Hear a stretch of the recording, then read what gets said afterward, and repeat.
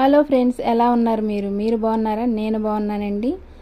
ఈరోజు అయితే ఉదయం నుంచి ఈవినింగ్ వరకు నేను చేసే పనులు అయితే మీతో షేర్ చేసుకోవాలనుకుంటున్నాను. అలాగే ఒక చిన్న టిప్ కూడా చెప్తానండి. మన వంటల్లోకి ఉపయోగపడే టిప్ అయితే మీతో షేర్ చేసుకుంటాను.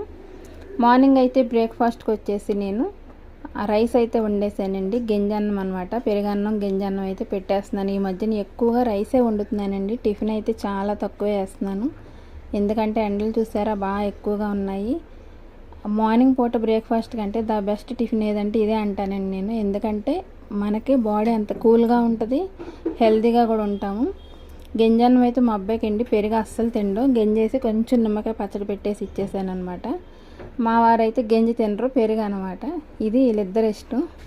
ఇంకా మా అబ్బాయికి టిఫిన్ పెట్టేసిన తర్వాత నేను వంట అయితే చేసేసుకుంటున్నాను. ఒక స్టవ్ మీద అయితే నేను బెండకాయ ఫ్రై వేసేసుకుంటున్నా. మార్నింగు టిఫిన్ వేస్తే చాలా పెద్ద పని అండి, నిజమా కాదా చెప్పండి? టిఫిన్ వేసే టైంలో వంట చేసేసుకోవచ్చు అనమాట. అంత టైం వేస్ట్ అవుద్ది టిఫిన్ వేస్తే. నాకు ఎందుకో ఇవాళ రైస్ వండేసరికి చాలా పని తక్కువగా అనిపించింది. అంట్లు ఎక్కువ వస్తాయి, పొయ్యి దగ్గర పొద్దున్నే వేస్తూనే ఉండాలి. మీరు కూడా అంతే కదా, ఎవరైనా సరే టిఫిన్ పని లేకపోతే మనకి వంట తొందరగా అయిపోతుంది. గత ఈ ఎండలు మొదలైన రోజుల కాడి నుంచి నేను ఎక్కువ శాతం రైసే వండేస్తున్నానండి. బెండకాయ ఫ్రై అయితే అయిపోయింది, ఒక పక్కనేమో సొరకాయ పులుసు కూడా వేసేసాను. మీకు ఒక టిప్ చెప్తాను అన్నాను కదా, మనకి వంటల్లో ఉపయోగపడే టిప్పేనండి ఇది. మామిడికాయలు బజారుకి వెళ్ళినప్పుడు మనం ఎక్కువగా తెచ్చేసుకుంటాం తక్కువ వచ్చింది కదా అని. కానీ అవి ఒకేసారి మనం తెచ్చుకున్న కాయలన్నీ మనం వాడేసరికి ఒక్కోసారి మెత్తగా అయిపోవడం, పండిపోవడం జరుగుతాయి కదా. మళ్ళీ అవి వాడటానికి మనం పడేయాల్సి వస్తుంది. అలా కాకుండా ఇలా కనుక యూస్ చేసుకున్నారంటే కాయలు వేస్ట్ అవ్వవు. అలాగే మనకి ఎప్పుడు కావాలంటే అప్పుడు వాడుకోవచ్చు అనమాట. ముందు తెచ్చుకున్న మామిడికాయలు శుభ్రంగా కడిగేసేయండి. ఇదైతే రైస్ కుక్కర్ మీద నేను ఉడికిస్తున్నాను. నేను ఎప్పుడో రైస్ కుక్కర్ కొన్నప్పుడు నాకు ఈ ప్లేట్ ఇచ్చారండి 12 ఏళ్ల క్రితం.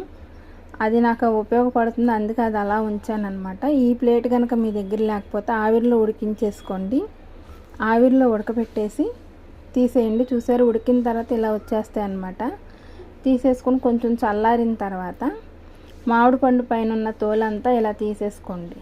ఇది కొంచెం పులుపు తక్కువగా ఉంది. నేనైతే పచ్చడి సన్న ముక్కలు కోసి పచ్చడి పడదామని అయితే తెచ్చానండి. కానీ పులుపు కొంచెం తక్కువగా ఉందని ఈ విధంగా అయితే స్టోర్ చేసుకుంటున్నాను, కూరల్లో వాడుకోవచ్చులే అని. ఇలాగ స్పూన్తో మొత్తం కాయకున్న గుజ్జంతా తీసేసుకోండి. లాస్ట్లో టెంక్ ఉంటుంది కదా, గుజ్జంతా ఇలా కాయకున్నది చక్కగా తీసేసుకోండి. శుభ్రంగా తీసేసి ఒక డబ్బాలో అయితే స్టోర్ చేసుకోండి. మనకి ఒక 20 రోజులు స్టోర్ ఉంటుంది. ఇది తొందరగా పాడవదండి. ఫ్రిడ్జ్లో పెట్టేసుకుంటే మనకి ఎప్పుడు కావాలంటే అప్పుడు పప్పులకి, కూరలకి వేసుకోవచ్చు అనమాట. పులిహోరకి వేసుకునేటప్పుడు తాలింపులో వేయించేసి రైస్ కలుపుకోండి, పాడవదు. 20 రోజులు కన్ఫామ్గా ఉంటుందండి.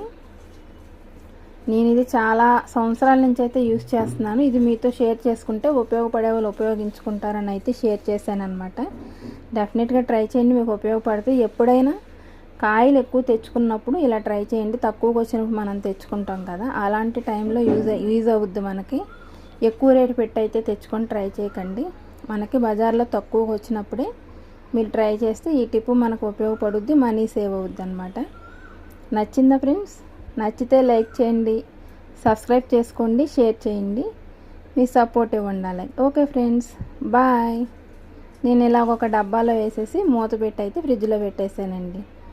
Bye friends.